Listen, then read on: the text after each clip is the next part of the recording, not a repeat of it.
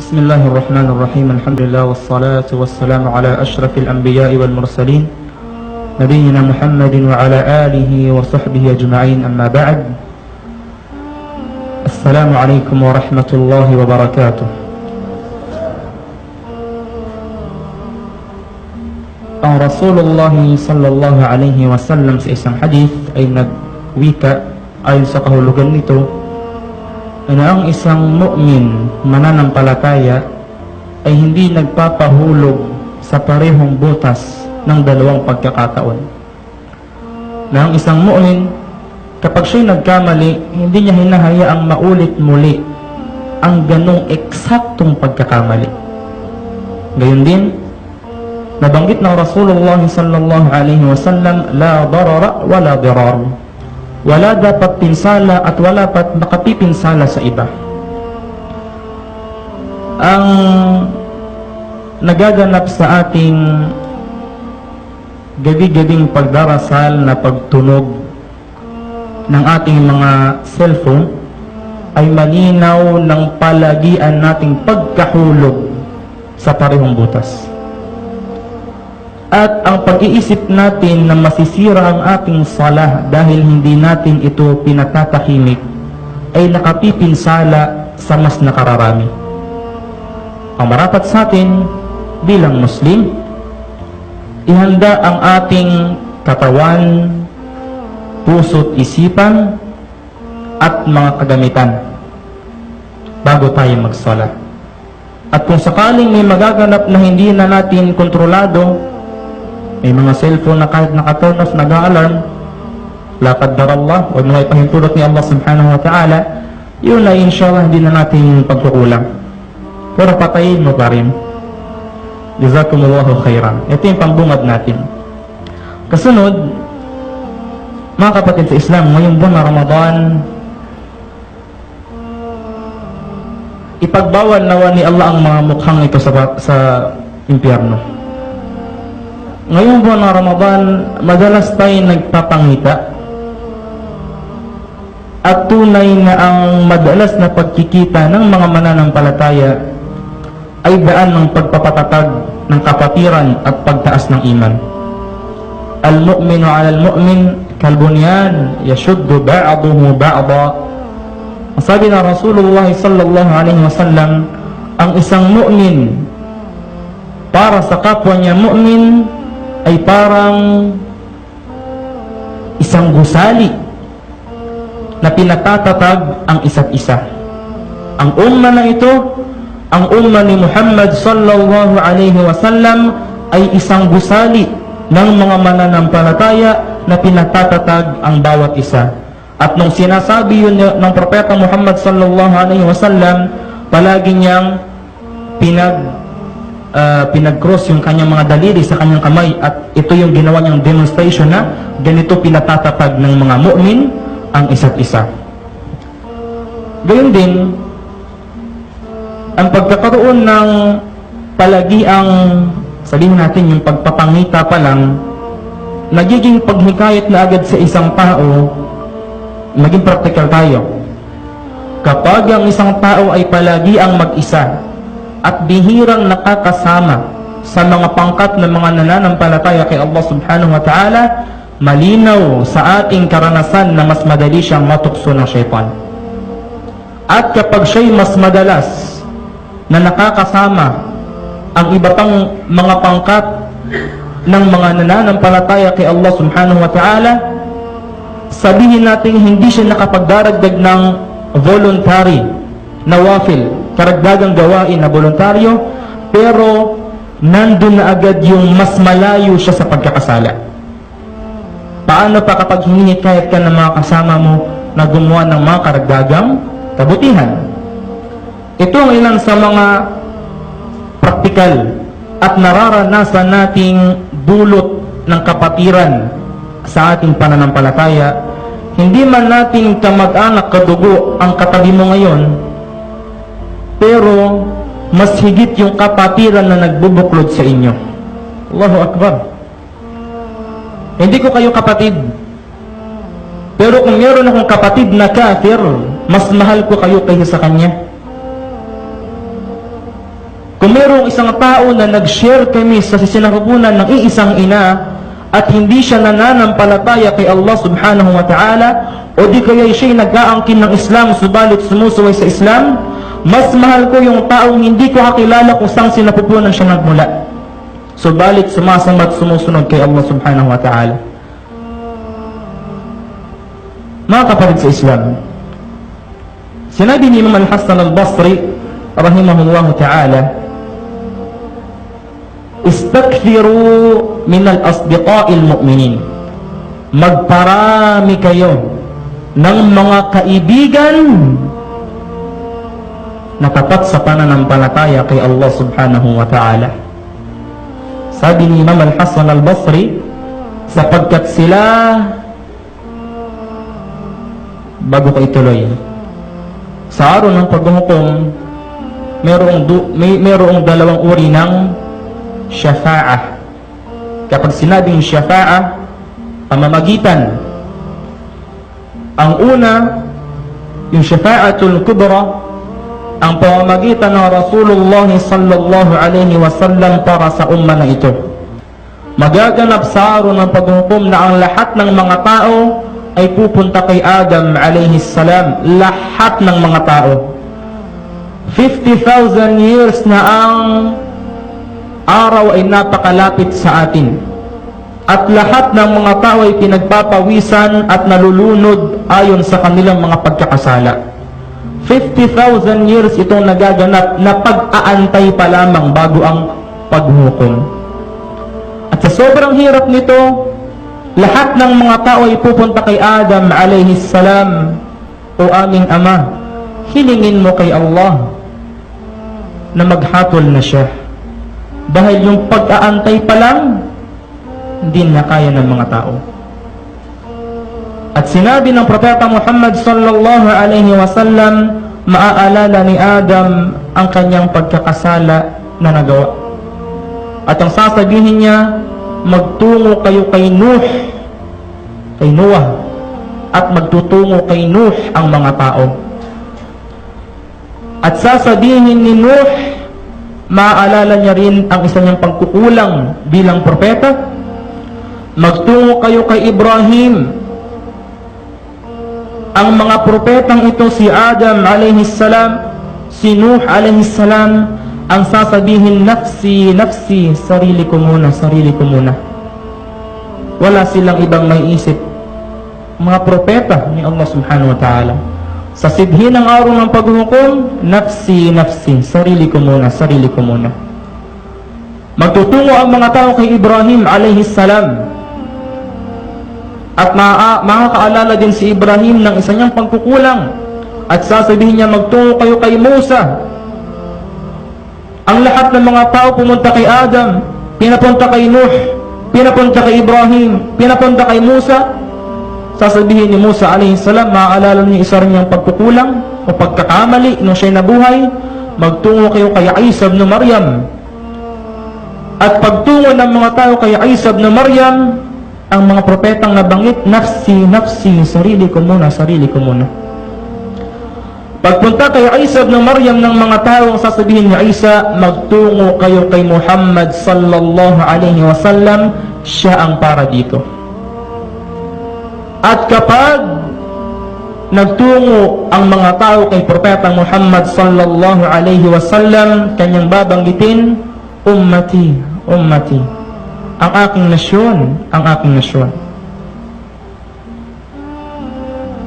At pagkatapos, magaganap ang syafa'atul kubra, na mamamagitan si Propeta Muhammad sallallahu alaihi wasallam para sa mga tao kay Allah subhanahu wa ta'ala, na simulan na ang paghuhukom. Doon pa lang magsisimula. Karagdagang kaalaman, nababanggit sa ilang mga hadith, sahih na hadith. Generally, ang mararanasan ng mga tao sa araw ng paghukom ay pag-aantay ng 50,000 years. Ganun katagal ang araw na nag-aantay pa lang ang mga tao bago pa sila hatulan. Subalit, may isang magandang balita para sa mga masunuring alipin ni Allah subhanahu wa ta'ala. na nagwika ang Rasulullah sallallahu alaihi wasallam na sa araw ng paghukom, habang ang ibang tao parang napakatagal, 50,000 years ang inaantay nila, yung mga taong talagang nagsumikap sa pagsunod, pagsamba, pagkalima, pagpapasakop kay Allah subhanahu wa ta'ala, sa araw ng paghukom, ang pag-aantay na magaganap sa kanila ay parang oras ng zuhur at asr. Anong pipiliin mo? Kasunod, yun ang syafa'atul kubra. Ngayon, mayroon din karagdagang syafa'a o pamamagitan na magaganap sa araw ng paghukom, na ang syafa'a naman na ito ay mga syafa'a na maaaring pamamagitan na maidudulot na ang isang tao ay maaaring nasa kaparusahan ng impyerno, at dahil sa pamamagitan ng isang tao ay mailigtas siya, maiahon siya mula sa parusa ng impyerno. O di kaya siya ay mayroon ng antas sa paraiso, subalit dahil sa syafa'ah ng isang tao ay itataas pa siya ng antas sa paraiso.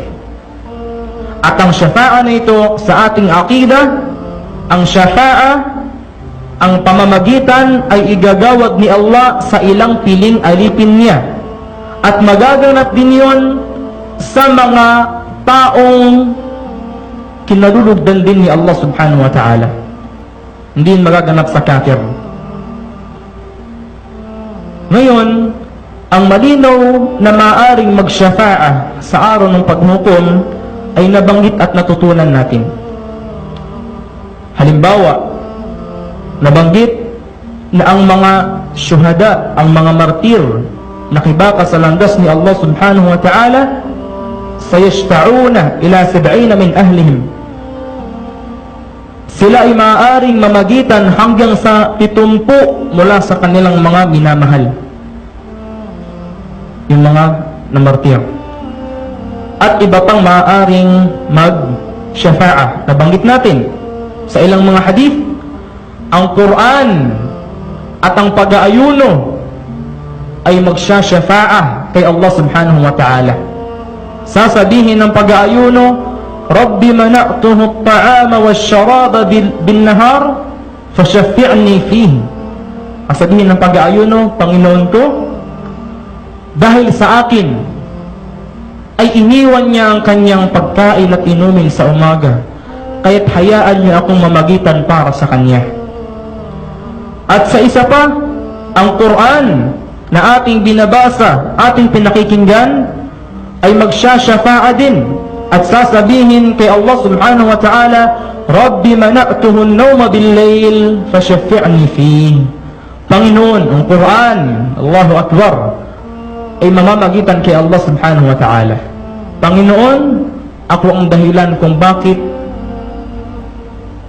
pinigilan niya muna ng ilang oras, buong gabi, o ilang minuto ang kanyang sarili mula sa pagtulog. At sabi ng Rasulullah sallallahu alaihi wasallam, tatanggapin ni Allah ang pamamagitan ng Quran at ng pag-aayuno. Ganon din, nababanggit na mayroong isa pang kategorya ng syafa'ah na hindi pangkaraniwan, yung sinimulan nating talakayan kanina. Sa araw ng paghukom, sinabi ni Allah subhanahu wa ta'ala hinggil sa mga kuffar. Imagine natin, at walang kabutihan sa isang Muslim na binabahas sa kanya ang kabuhay at hindi niya ito iniisip na parang matititigan niya.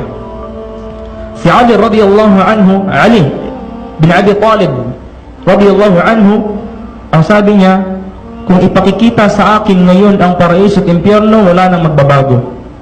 Anong kahulugan? Ganun na nila nakikita sa description at paglalakawan ni Allah subhanahu wa ta'ala at ng Rasulullah sallallahu alaihi wasallam kung ano magaganap sa kabilang buhay. Ang Muslim, sabihin ng paraiso, wala yan. Nag-iisip ba tayo talaga ng paraiso? Nag-i-imagine ka ba ng gold, silver na hindi gold at silver sa mundo?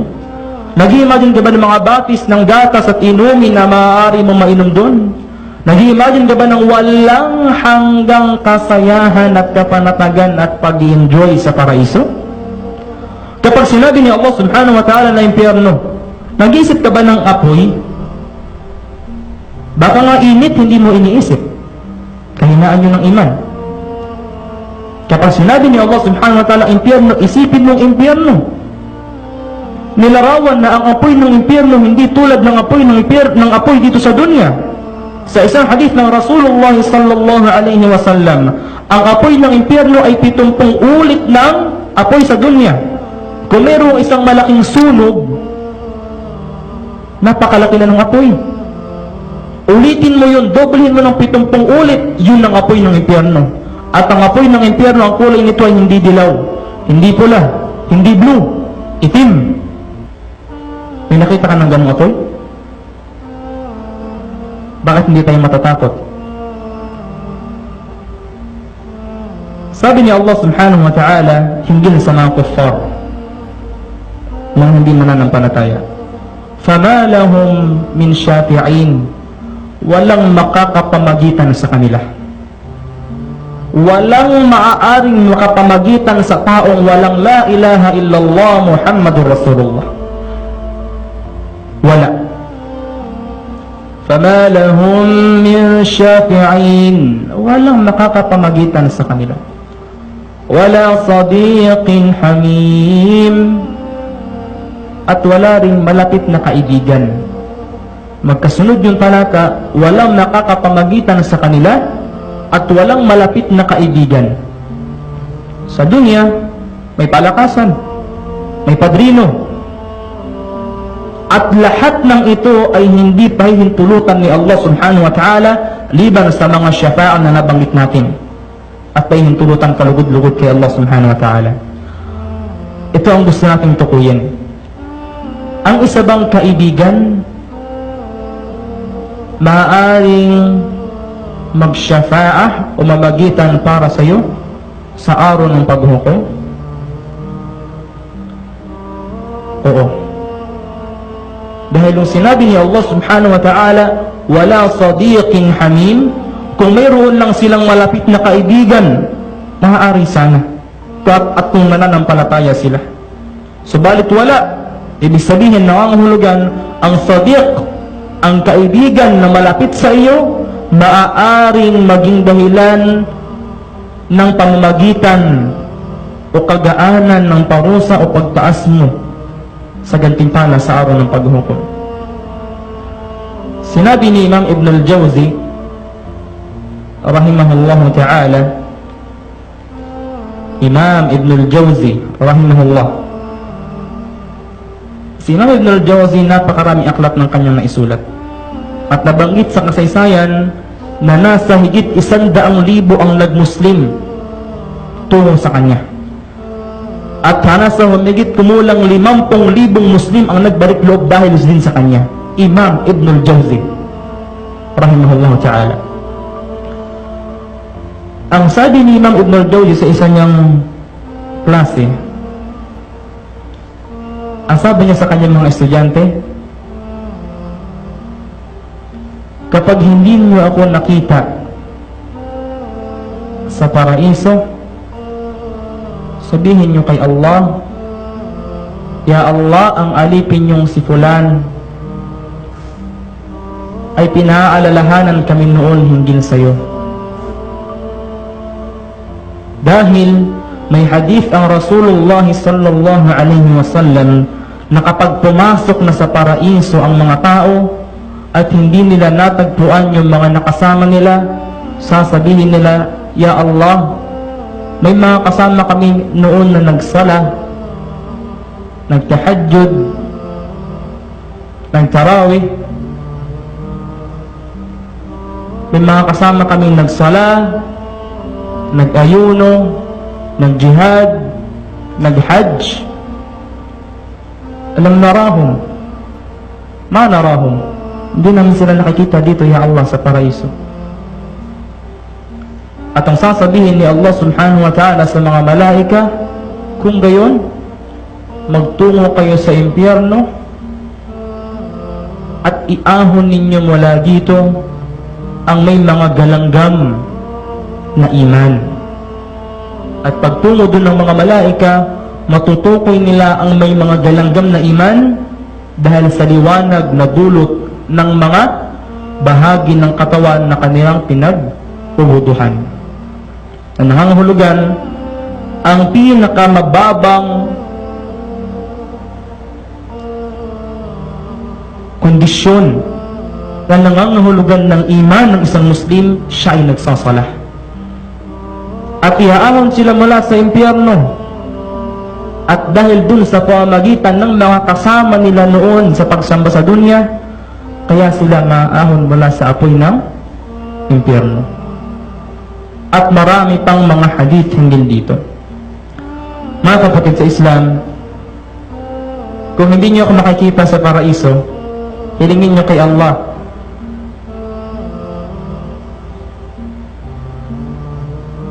na magkasama tayo doon.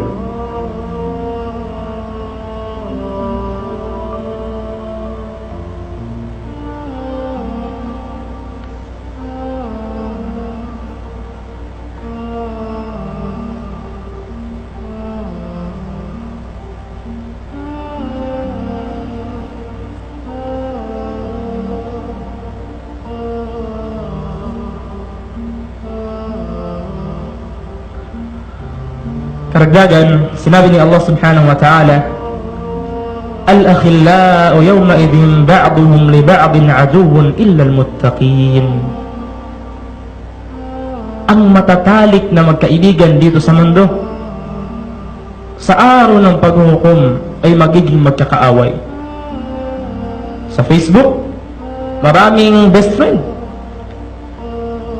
Sa mga ina-upload na picture, maraming magkakaibigan. Sa mga kasiyahan, maraming magkakasama at magkakabarkada. Al-akhillau yawma idhin ba'duhum li ba'din aduwwun illa al-muttaqin. Lahat sila naging magkaibigan sa pagsuway kay Allah subhanahu wa ta'ala.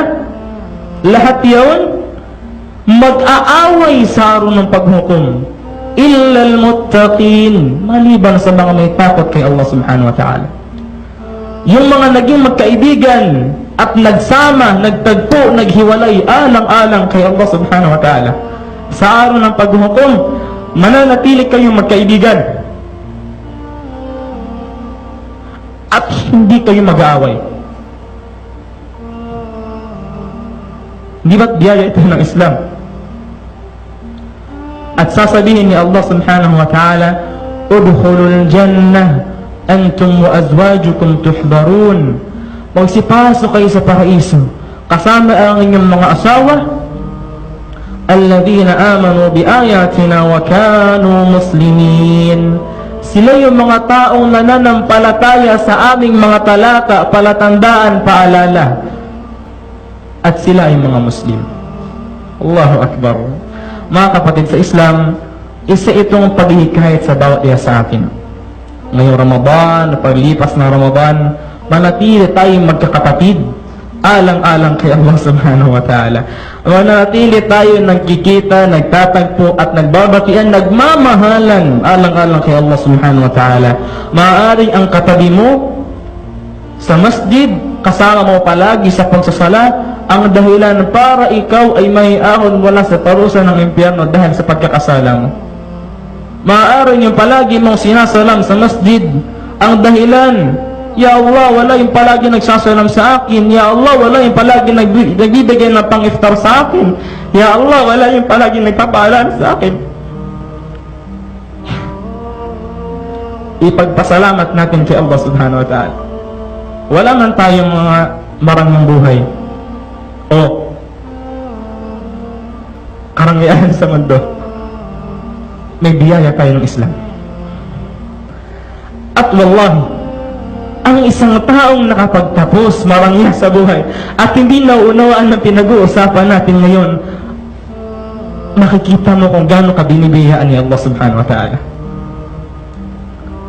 Sa isang ayah, sinabi ni Allah subhanahu wa ta'ala, قُلْ بِفَضْلِ اللَّهِ وَبِرَحْمَتِهِ فَبِذَلِكَ فَلْيَفْرَحُوا.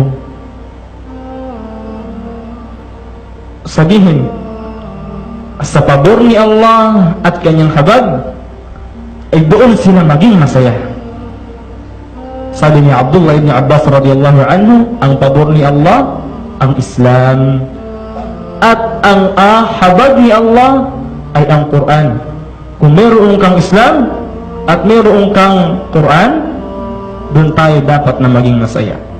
Subhanaka Allahumma wa bihamdika, asyhadu an la ilaha illa anta, astaghfiruka wa atubu ilaik. Assalamualaikum warahmatullahi wabarakatuh.